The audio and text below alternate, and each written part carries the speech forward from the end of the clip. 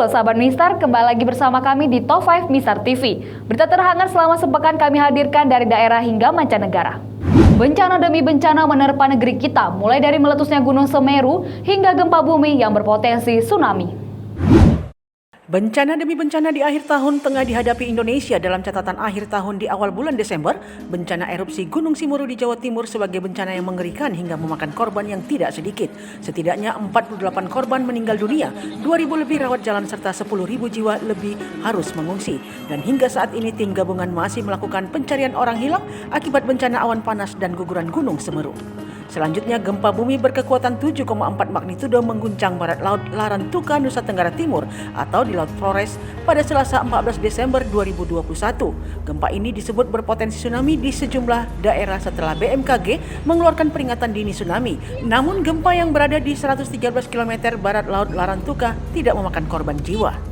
Menyusul gempa berkekuatan dengan magnitudo 5,1 mengguncang daerah Jember, Jawa Timur pada 16 Desember 2021. Gempa ini dilaporkan warga getarannya sampai ke Bali namun tidak berpotensi tsunami. Selain gempa, bencana yang masih mengkhawatirkan adalah banjir. Hujan lebat mengguyur kota Padang Sidempuan, Sumatera Utara terjadi pada 14 Desember 2021, mengakibatkan banjir di sejumlah wilayah. Ratusan rumah di beberapa kelurahan terendam banjir, satu bangunan kontrakan ambles di aliran sungai, dan satu warga tersengat listrik. Sebelumnya pada Selasa dini hari pada 13 Desember 2021, banjir bandang menerjang kawasan yang berada di Kabupaten Kelungkung, Bali. Air setinggi 1,5 meter sudah menerjang beberapa rumah. Meski disebutkan bencana banjir bandang tidak memakan korban jiwa, namun banjir memporak-porandakan 4 desa yang ada di kawasan tersebut, yaitu Desa Suana, Desa Sakti, Desa Pet, dan Desa Kutampi. Tak hanya itu, objek wisata Crystal Bay di Kecamatan Nusa Penida, Kelungkung, Bali juga ikut porak-poranda setelah diterjang banjir. Gara-gara asik bermain game, seorang dokter kecantikan mengakibatkan wajah kliennya yang sedang melakukan laser mengalami rusak parah. Hati-hati dalam bertindak mempercantik wajah jika tidak diserahkan pada ahlinya yang bertanggung jawab. Bisa-bisa bukan cantik yang diperoleh tetapi cacat permanen yang didapat. Seperti yang dialami oleh Erna Julianti Lase, warga Jalan Platini Medan. Ia harus menerima dampaknya mengalami luka berat pada sebagian wajahnya karena dokter kecantikan RH dari klinik kecantikan PT CMB yang lalai melakukan pekerjaannya hingga merugikan orang lain. Dokter kecantikan tersebut lalai dalam melakukan laser wajah. Dipantau dari CCTV, sang dokter kecantikan itu larut dalam permainan game saat proses laser dilakukan. Meski pasien telah mengeluhkan rasa sakit, si dokter kecantikan tersebut justru tidak menghiraukannya, sehingga Erna mengalami luka bakar berat pada wajah karena si oknum tersebut tidak memasang filter lensa, sehingga laser tanpa filter langsung membakar kulit wajah Erna. Untuk mempertanggungjawabkan perbuatan dokter kecantikan tersebut, Erna telah membuat laporan polisi terhadap dokter RH atas dugaan tindak pidana kelalaian yang mengakibatkan luka cacat sebagaimana diatur pada pasal 360 KUHP. PT CMB sendiri akhirnya mengambil tindakan tegas kepada oknum dokter kecantikan Dr. RH dengan memutus kontrak kerja karena dinilai tidak profesional dalam melaksanakan tugas sesuai SOP Kode Etik Kedokteran. Menyusul telah tercapainya jumlah masyarakat yang telah vaksin, kini pemerintah Kota Pematang Siantar dinyatakan siap untuk melaksanakan vaksinasi anak usia 6 sampai dengan 11 tahun. Kota Pematang Siantar siap untuk melaksanakan vaksinasi anak usia 6 sampai dengan 11 tahun. Pelaksanaan ini menyusul telah berhasilnya target vaksinasi 70% yang dilakukan di Kota Pematang Siantar bersama daerah lainnya. Kepala Dinas Kesehatan Kota Pematang Siantar Dr. Ronald Saragi mengatakan rencananya vaksinasi pelajar anak usia 6 sampai 11 tahun pada minggu depan. Dinas Kesehatan sendiri akan melakukan koordinasi dengan Dinas Pendidikan Kota Pematang Siantar.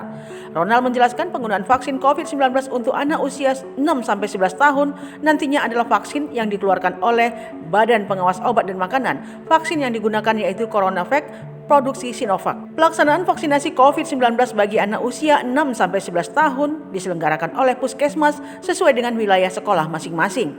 Setiap daerah di Indonesia supaya bisa mulai vaksinasi COVID-19 anak di bawah 12 tahun ini ada sejumlah syarat yang harus dipenuhi. Dari instruksi Menteri Dalam Negeri tentang pencegahan dan penanggulangan coronavirus disease 2019, salah satu bunyinya adalah memulai vaksinasi anak usia 6 tahun sampai dengan 11 tahun dengan ketentuan telah mencapai target minimal 70% dosis pertama total sasaran dan target minimal 60% dosis pertama lansia sesuai dengan aturan yang berlaku. Kota Pematang Siantar sendiri capaian vaksinasi sudah mencapai 85%. Dengan capaian tersebut, Kota Pematang Siantar sudah bisa melakukan vaksinasi COVID-19 untuk anak usia 6-11 tahun. Sementara itu menyusul ditemukannya pasien COVID-19 varian Omikron di wilayah Wisma Atlet, Pemko Siantar gencar melakukan tes untuk melacak dan mendeteksi dini keberadaan varian tersebut. Kabar mengenaskan datang dari perairan Malaysia, sebuah kapal yang membawa migran gelap asal Indonesia tenggelam.